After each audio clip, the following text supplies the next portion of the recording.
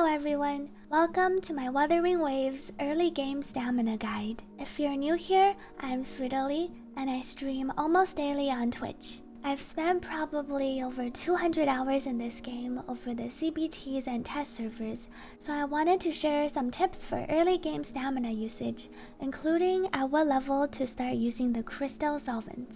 It's pretty interesting because after looking at the data, certain domains feel more worth to farm early on, while others you definitely want to wait till later to farm. I will go over my recommendations first and then share the data I collected for the different drop rates at the earlier levels. For a rough time estimate of how long you'll spend at the early game levels, Union level 10 to 20 will probably take you around 1 to 3 days. 20 to 30 will probably take a week or more, depending on how much you explore.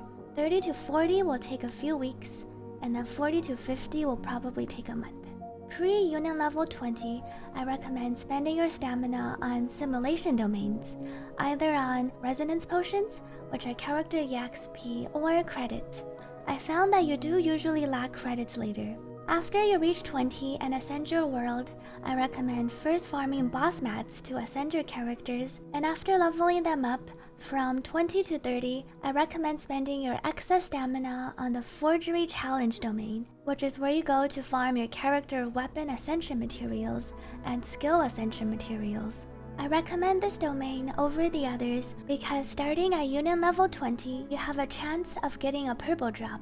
And since purples aren't even guaranteed at the next world level, it feels quite worth spending stamina here versus the other domains that scale better with Union level. I specifically do not recommend farming Tacet Fields during this time because Tacet Fields cannot drop gold tuners at this world level, and you need gold tuners for your endgame echoes. Unlike character skill materials, there's currently no way to upgrade tuners of a lower quality to a higher one, so it feels really bad to farm Tacet Fields with only your blue tuners and purple tuners dropping. Once you hit Union level 30 though, is where you can start farming the Tacet Fields, and from 30 to 40, this is where I actually recommend spending most of your excess stamina after leveling up your character and ascending them. At Union level 40 is where you can finally max your databank level, and this gives us a much higher chance of obtaining gold echoes. We go from a rate of 50-50 rate of gold to purples to 80 versus 20.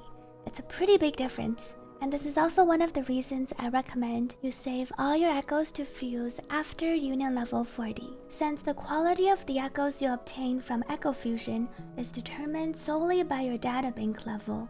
So upgrading to the max databank level first will greatly increase your chances of obtaining gold echoes from fusion. Post 40 is also where I would say you can start using your crystal solvents on things like Tacet Fields if you need extra echo EXP or tuners. If you're not in a rush to push the endgame content, feel free to save your crystal solvents for after you hit Union level 50, since this is the level at which you actually max out on the rewards for your simulation domains. I will have to wait and see how the Tacet Fields scale after Union level 50, but I do plan to push levels on release, so I will update everyone if anything changes. Here are some of the actual drop rate screenshots I took from all the places you can spend stamina on: the simulation domains, Tacet discords, and the forgery challenges. You can see how it scales up differently for each of these as you level up your world level.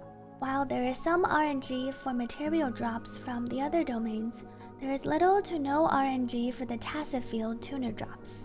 The echo quality you receive from the Tacet Field is also based off of your databank level, so you can see how, as soon as I hit 40, the gold echoes were dropping at a much higher rate compared to the purples. That's mostly all I wanted to share in this video. Thank you for watching. At the end of the day, despite the title of this video, I would say don't stress too much about spending all your resources efficiently. We all play games to have fun, and if it's more fun for you to do things a certain way, then you definitely don't need to follow anyone's guide to do things otherwise. Take your time and enjoy the game at your own pace. If you enjoy the content, please consider liking and subscribing as it helps my channel a lot. Thank you! See you on stream or in my next video.